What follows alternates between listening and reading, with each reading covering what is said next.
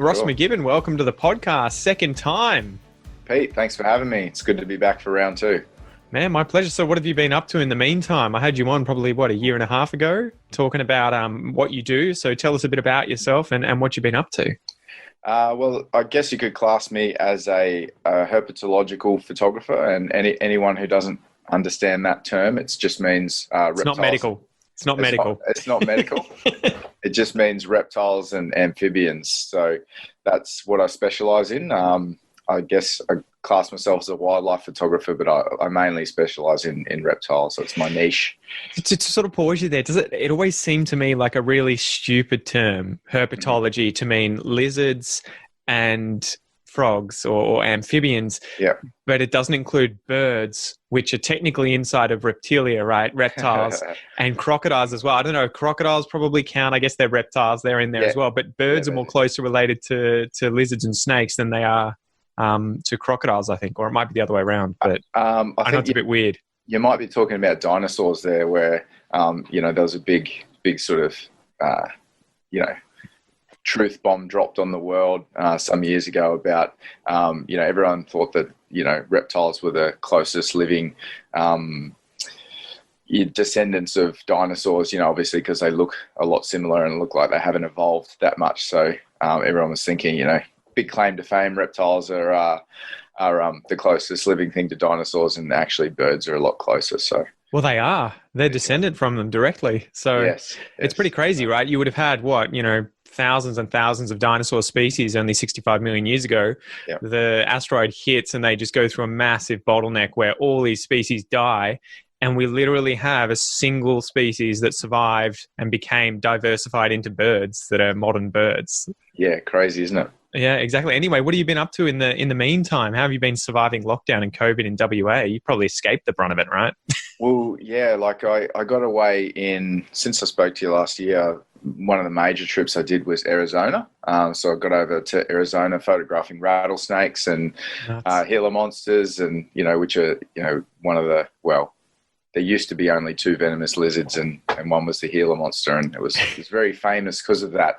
And now that with all the research coming out, they're starting to find that Komodo dragons are venomous, and I think all goannas now technically. Technically, but they're still arguing what defines venom, and I don't really try and get involved in in the arguments and the science too much. I just sort of wait for it to filter down to us.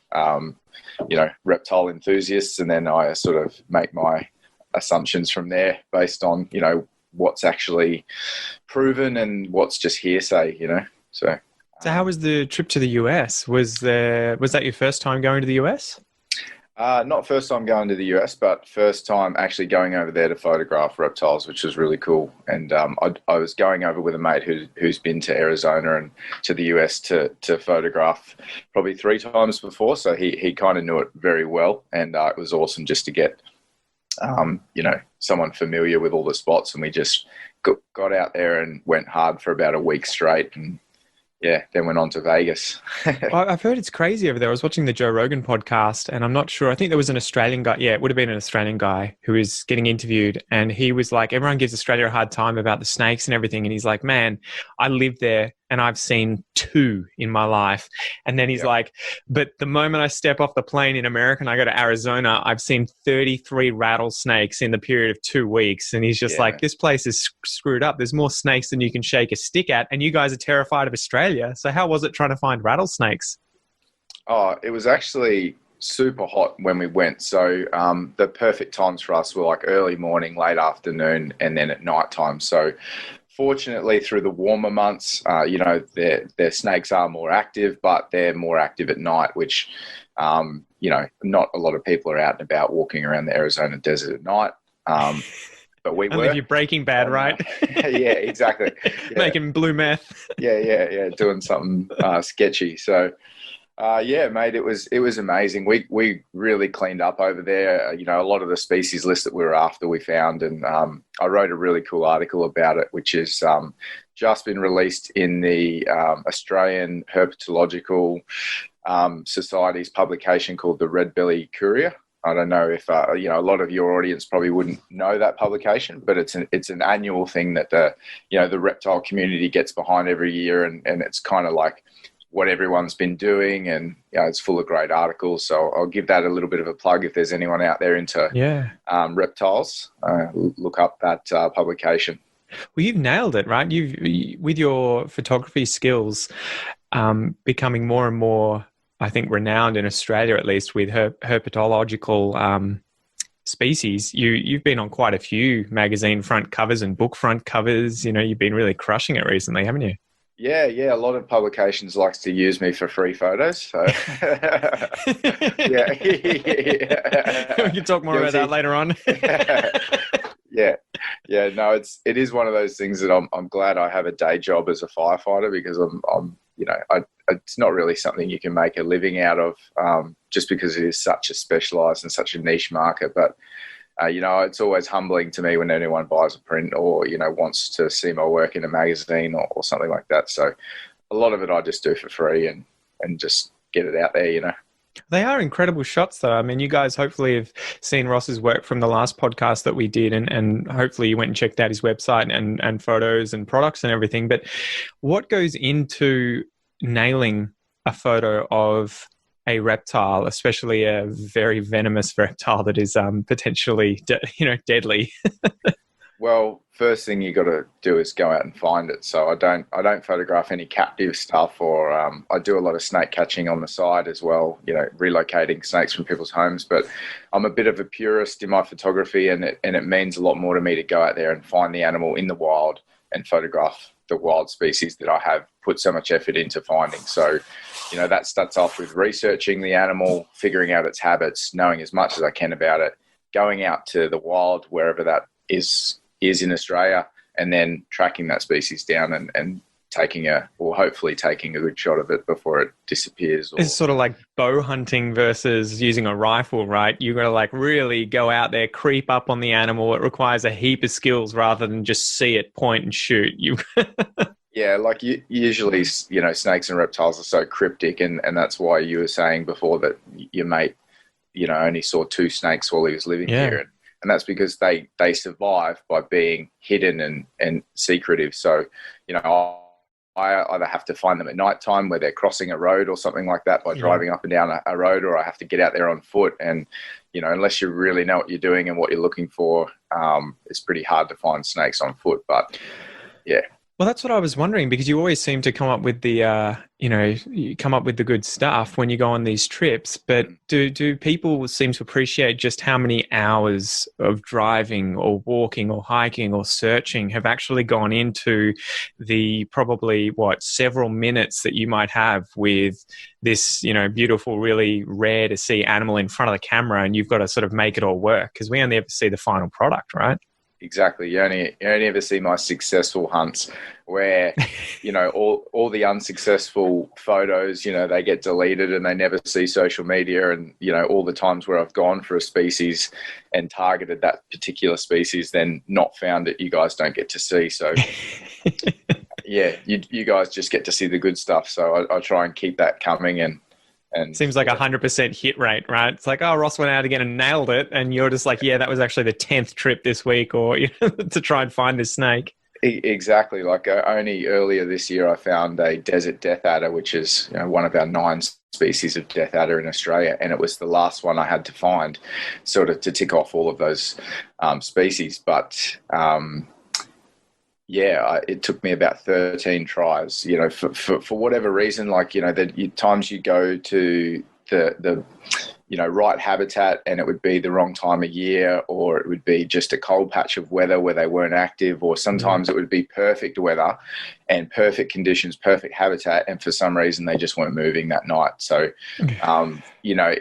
it's pretty soul destroying when you drive halfway across the country. I think the most I drove to find it was into Alice Springs and around the West MacDonnell Ranges. Yep. And got there, and a bushfire had gone through there 2 weeks prior and just leveled the place, and nothing was active. And it was just really, really heartbreaking when you look forward to that trip all year and then you get there and it's the habitat's destroyed or something like that. So. Well, did that take place like whilst you were driving out there, or that was like a recent thing that you just obviously had no way of knowing about? Just a recent thing that went through. It was probably 2 weeks prior to me getting there. It had ripped through there and nothing was still burning. So, it had sort of finished 2 weeks before I got there. But yeah, everything was charcoal. So, everything was probably hiding or underground or, just deciding to bunker down and wait for things to get better, Far out. And so what goes into planning a trip like that, though? So say that you want to get this perfect shot of a death adder. Mm-hmm. How does one go about getting themselves to the end product of being in front of the death adder, taking a beautiful shot of it? Like, how much is behind the scenes there? Well, some of it, a lot of it is pre-planning and knowing what you're going for and where you're going and everything. So I've got to do a lot of research, A, about the species, but B, just on Google Maps and locations. So I'm speaking to other people that have found them before, and I'm doing as much research as I can so that when I go out there, I haven't driven, my average 6-week trip, I'll probably do about 17,000 Ks. That's like halfway around Australia. It's the circumference of Australia, yeah. Yeah, it's pretty full on. So, doing that amount of distance and using all my annual leave for a trip like that, it's a big investment. So yeah. I need to make sure that when I do go out and embark on those trips, I'm going with as much information and as much location details as possible. And then when I get out there, it's really a matter, you're at the mercy of the conditions. So if the weather swings on you and it gets too cold and you're after a nocturnal species, then you've got very little chance of finding it if it's a cold night and you're looking for a snake that's active at night. And are you normally targeting multiple ones just to sort of hedge your bets and hope that, okay, if I miss one, at least I've got some other ones up my sleeve that hopefully will be there? Yeah, like I'll go, if I plan a 6-week trip, I'll have a list of like 50 species or something that I'm trying to find, or 30 species, and basically you've got your main targets at the top, and they're what you're basing your trip around. So if I need to drive to Darwin for a really rare species of snake, which I have done in the past, I'll be going for that snake, and then everything else for those 4 days that I'm looking for that species is a bonus. Man, this is starting to sound more and more like the Pokemon video game. Were you into that as a kid? I don't know if I've asked you that before. No, but you're not the first person to make that sort of correlation. And I've actually been out. I got quite, I don't know what the right word to use, not offended, but it was just like a really weird experience when I was up in Darwin and I was looking for frillneck lizards in a park, and some weirdo came up to me and asked me if I was there for the Pokemon. Oh, Pokemon Go. Yeah, Pokemon Go.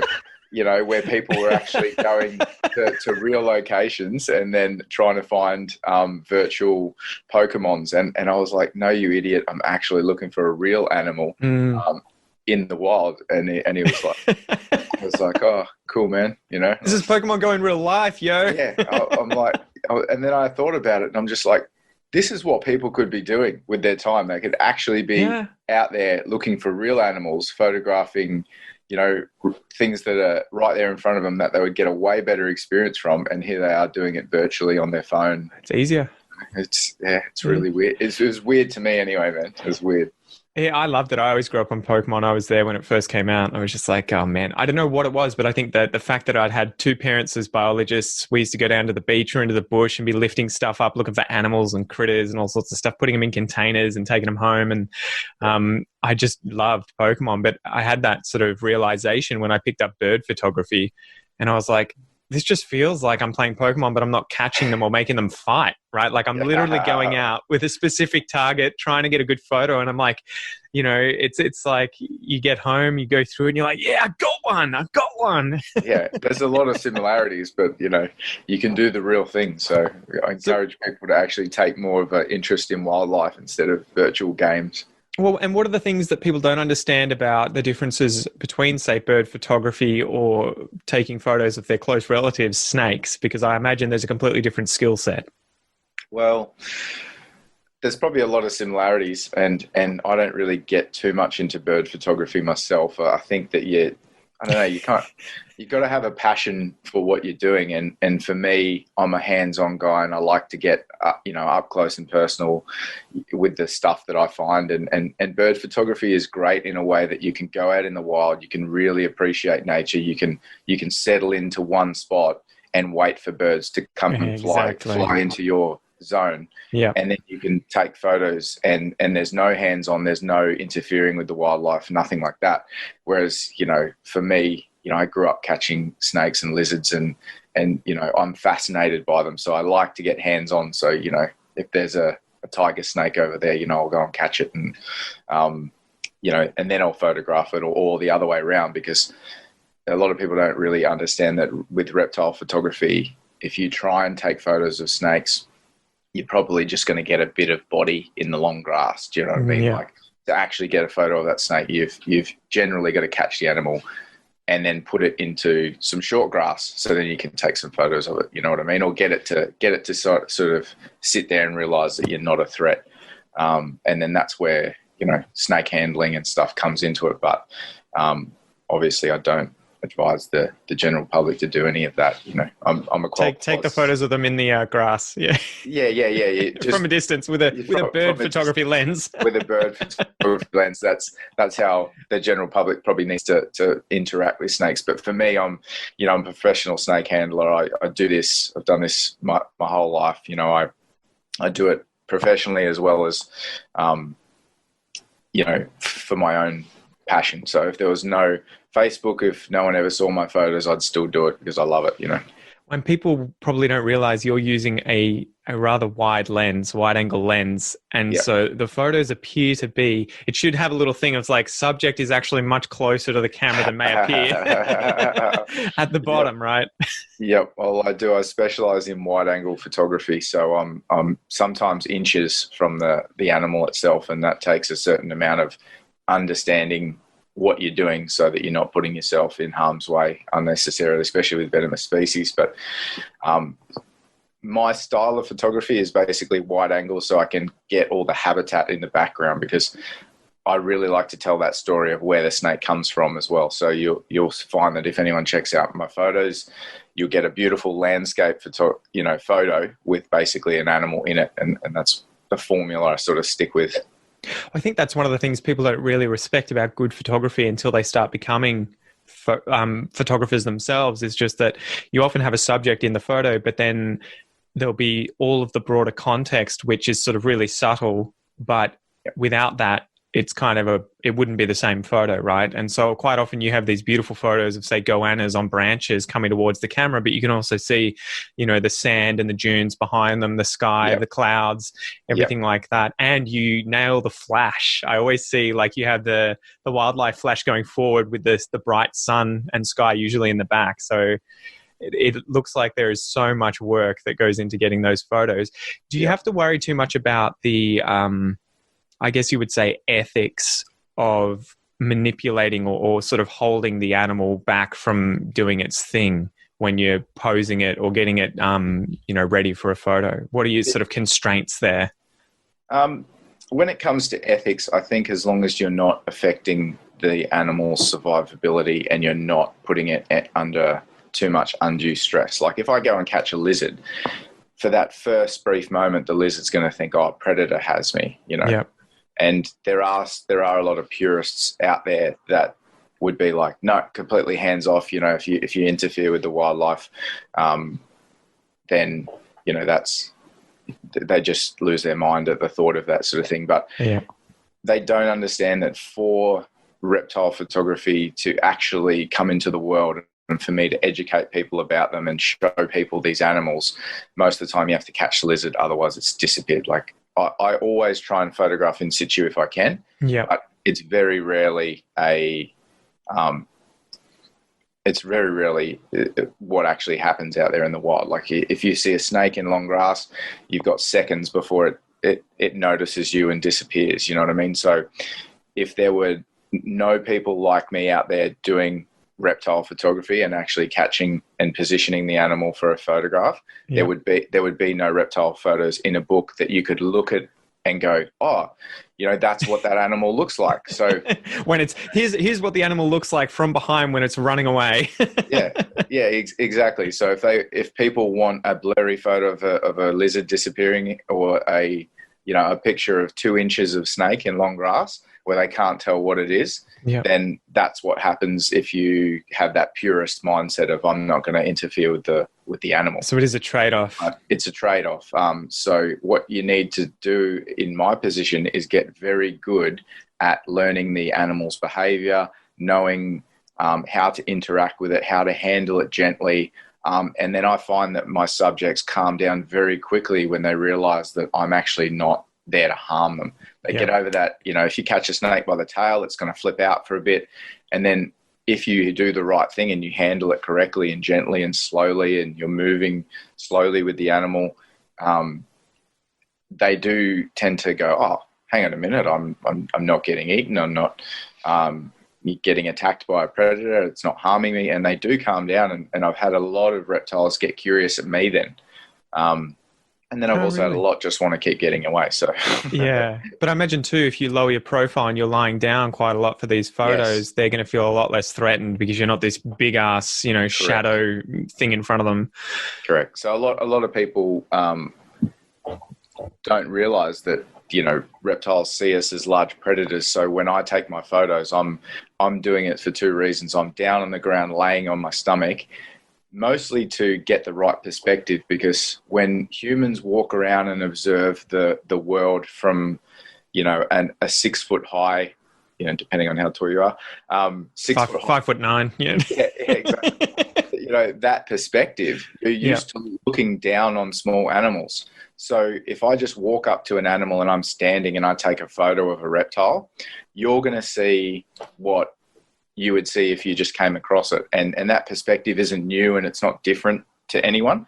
Whereas if you get down on their level, you'll see that if you look at any of my photos, it's like I'm staring right into that animal's, soul from its level. So it would be like if you were another snake coming across a snake and it rears up in front of you, that's what you're going to see when you look. I feel like a lot of them, especially the snakes, like the one over your left shoulder there, those photos where the snake is kind of sprung up and looks like it's about to strike. Yep. I feel like that must be the last thing billions of Australian rodents have ever seen. Yeah. And it's also the last thing any human wants to see in real life as well. So, but if I can give them that perspective from a safe point of view, like I get a lot of people on my social media going, I'm glad it's you and not me. And secretly I'm going, yeah, me too. I'd rather be doing this in the wild than looking at it on social media. But for a lot of people, they don't have that option. So that's always been my thing, man. I'm sort of like, I'll photograph pretty much everything, but fuck snakes and sharks. Like that could be someone else's job. Crocodiles too. Jesus Christ. Yeah, exactly. But then you get people that are really passionate and they understand the animals, exactly that, to a level that the public don't understand. And then I can get so close to these animals because of the knowledge, the intimate knowledge I have about their behavior. So when you know what you're doing, your fear level, and if you have understanding about the animal, your fear level drops. And a lot of people ask me, oh, aren't you terrified or aren't you scared? And I'm like, I don't get scared when I'm photographing venomous snakes because I know what I'm doing. I understand the animal, and there's really a lot less to fear than what the general public perceive venomous snakes to be like. And we'll get into that in a bit. But before we switch up gears,